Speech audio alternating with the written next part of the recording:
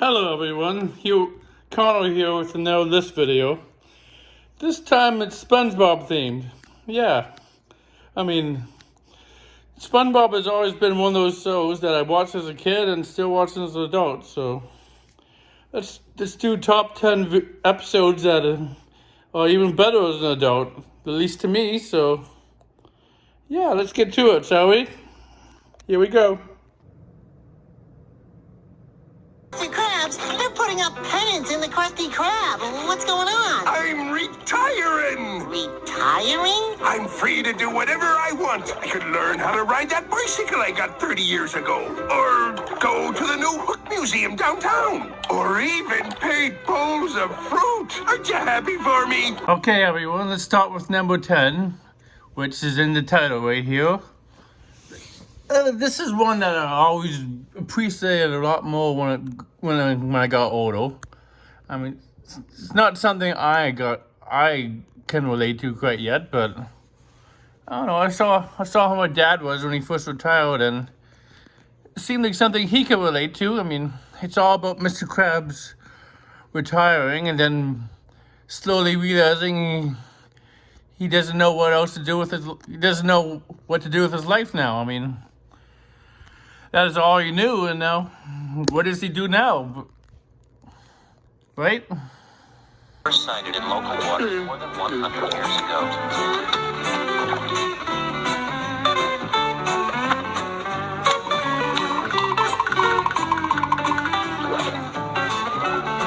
Wait a minute. I hate golf.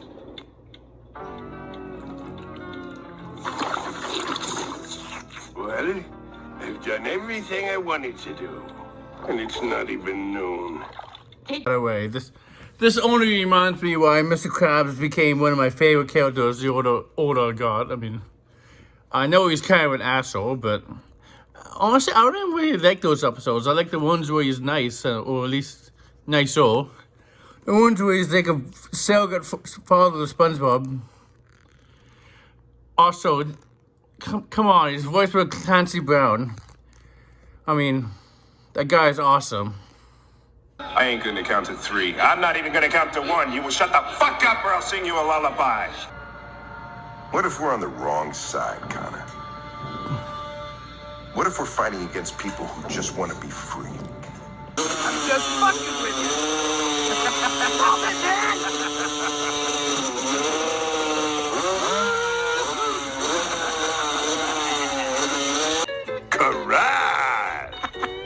Anyway, I mean, this goes on the list because, yeah, it's something you appreciate more when you get older. And while people like me aren't quite old enough to retire yet, I mean, no doubt it will be even more relatable when I do. So, regardless, here it is, number 10. Retirement ain't all it's cracked up to be. So I'm the new busboy. Hi, I'd like to order a Krabby Patty, please. Hey, can someone else take my order? I'll wait. You're right, SpongeBob. I don't have a happiest memory. This is horrible. Don't worry, Squidward. I'll help you make a happiest memory. Really? Do you think you can? No problem. Well, it's against my better judgment, but okay. Alright, number 9 is Are You Happy Now? This was always a very infamous episode, but when I finally watched it was actually very tastefully done, in my opinion. I mean, Squidward's misery is not treated as a joke like it usually is. And SpongeBob genuinely wants to help him feel better, like doing things that he knows Squidward likes, instead of just dragging him in this thing SpongeBob likes, like he usually would.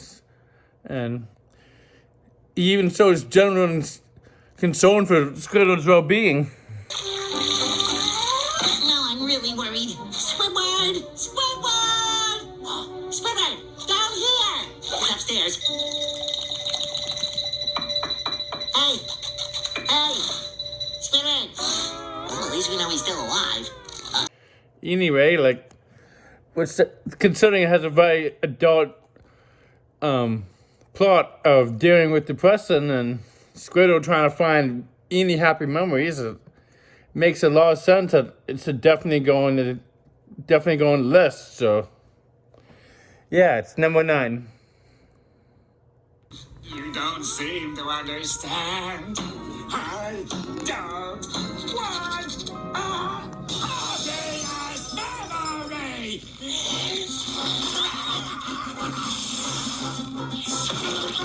Are you enjoying the hors d'oeuvres?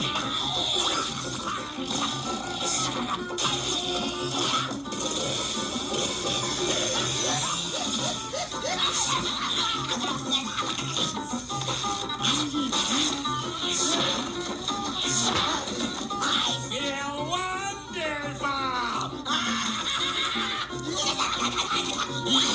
This is it, my happiest memory. He's so handsome. It's Squeaky Boots. I mean, this one is on the list simply because it has a. Yeah, I never would have got that as a kid, but as an adult, it makes the episode a bit more, a little better for me.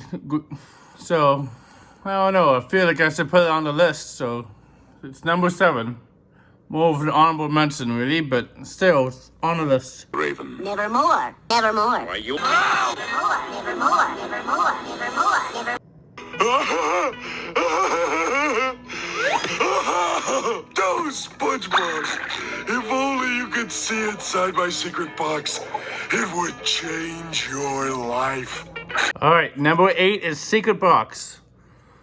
This one I don't have too much to say about, but I feel like the theme of it, which is testing the limits of trust and loyalty between friends, I don't know, that's a pretty timeless theme to me, in my opinion, and doesn't matter what age you are, you can always learn something from that. So, yeah. For that reason, I feel like it's the one to go on the list. So, it's number 8. You may be an open book, SpongeBob, but I'm a bit more complicated than that. The inner machinations of my mind are an enigma. All right, number 6 is, oh hell, you see the title. I mean, this is one of those like episodes that ages really well, in my opinion. I mean, just look how crazy some of these so-called celebrities are these days, YouTubers especially, and you realize how this episode gets more relevant the more with time. I mean, SpongeBob ends up representing a lot of those people. You that guy on the television last night? Ah! Yes, that was me. Oh, please excuse me, sir. Oh, well, that's quite all right, SpongeBob. Wow, I'm getting recognized all over. Why, next thing you know, people are going to start doing stuff like holding doors open for... Why, sir, I'm flattered. Really? I don't smell anything. Ah! You're on your way, kid. Excuse me, sir, could I get a napkin? Why, of course, dear sir. And next time, feel free to approach me. It must be so degrading to ask from across the room. Yes, I am that guy on TV. Hey, look! Please, good people, no photos at work. Here's the ketchup. Well, maybe just one. And for that reasons like that, episodes like this just get funnier over time. So, especially when they get older. So yeah, number 6. Be beautiful. They are, Mr. Krabs, and so is mine. And now I gotta lay something on you, Krabs, baby. The only thing you better lay is some patties on the grill, Fry Boy. I can't take that gig, Crabber. That phase of my career is over. I'm an entertainer now. What in blazes are you talking about? Come on, Krabs, let's think outside the box for a second. Commercials are old hat. The people want music. If I could change fate, I would, Krabsy. But I'm an entertainer deep down, a people's person. We're on the same page here, aren't we? Boy, those crabby fumes must have got to your head. Borrow Squidward's gas mask, then get right back to work. I knew you'd understand. Well, thanks for the start. I'm out of here. Ooh. Attention, people of Bikini Bottom. You have been cheated and lied to. I knew it. The gentle laborer shall no longer suffer from the noxious greed of Mr. Krabs. Hey, what's that guy talking about? I don't know, but he's got a megaphone. We will dismantle oppression board by board. We'll saw the foundation of big business in half, even if it takes an eternity. Gee, I don't know what Squidward's talking about, but he sure sounds convincing. With your support, we will send the hammer of the people's will crashing through the windows of Mr. Krabs' house of servitude. Number 5, Squid on Strike. I mean, I personally don't really relate to this. I never had a job I wanted to go on strike for, but I don't know. It does, regardless, it does make it a funnier episode for adults, so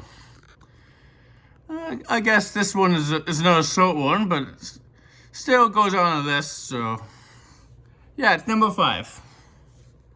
Hey, Squidward, I bet old man Krabs is gonna break any day. Squidward, Squidward, Squidward, Squidward, Squidward, Squidward. Now you must acquire a taste for freeform jazz.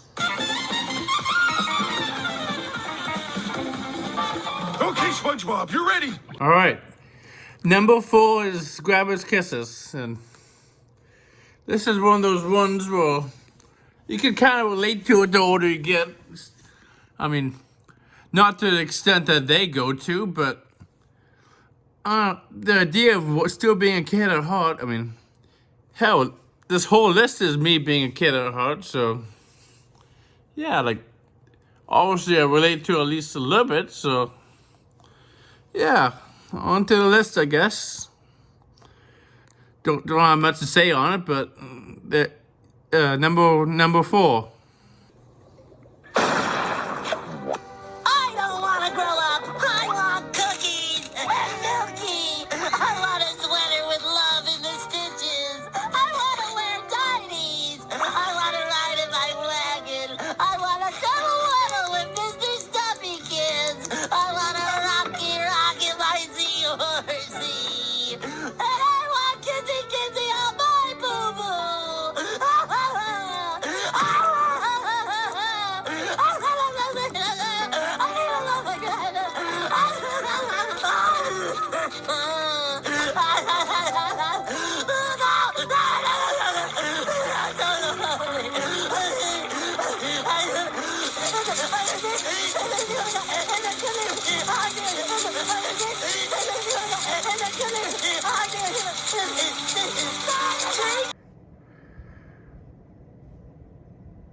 I didn't take your precious dime. Show me your tentacles. What? I want to see empty suction cups.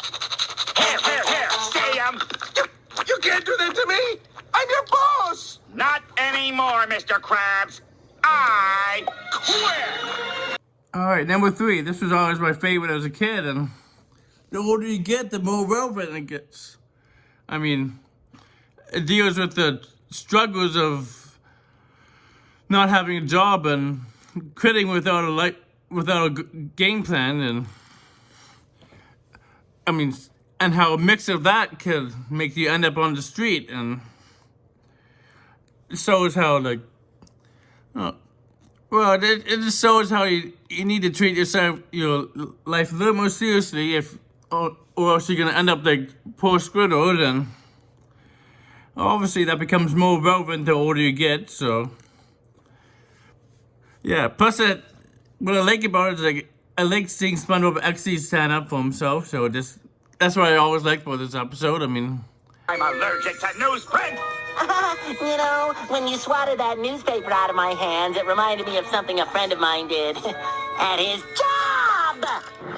Why don't I call someone whose job it is to fix it? You know why? Because when I need a job done, I get someone with a job to do that job. anyway, that's number 3, I guess. So yeah, number 3. All right, this is kind of a personal one for me, but hey, that's the idea of the list, right? Personal stuff. So I'll put it number 2. I mean, it's not the episode itself I relate to. It's actually like the bus stuff where like SpongeBob finds really unreliable bus schedules, but somehow that's the part I relate to. I mean, I don't drive, and I rely on Ubers and buses and people driving me. So honestly, like this episode became much better to me over the years because I relate to it a lot. I mean, like I said, it's because of the bus stuff. Leaving this spot no matter what. I'll only be gone a second. Hey! Oh!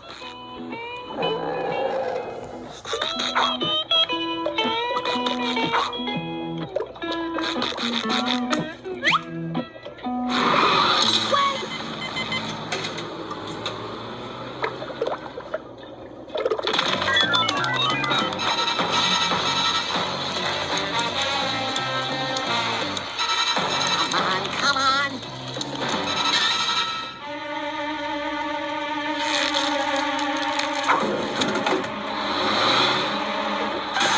No!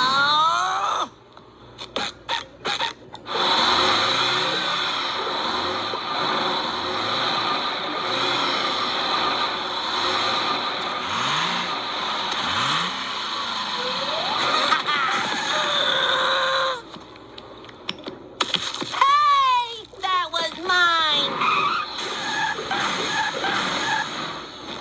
Barnacles! To be honest, that's all I have to really say about it. But still, it goes very high on the list because of how much I personally relate to it. So I'll put it number 2. And yeah, that's all I have to say. So on to the next.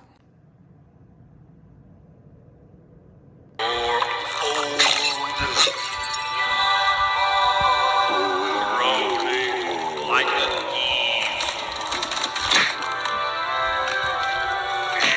Yourself a cracker, like an old husband. Look at yourself, old man. You got multiple chins, 'cause you're old.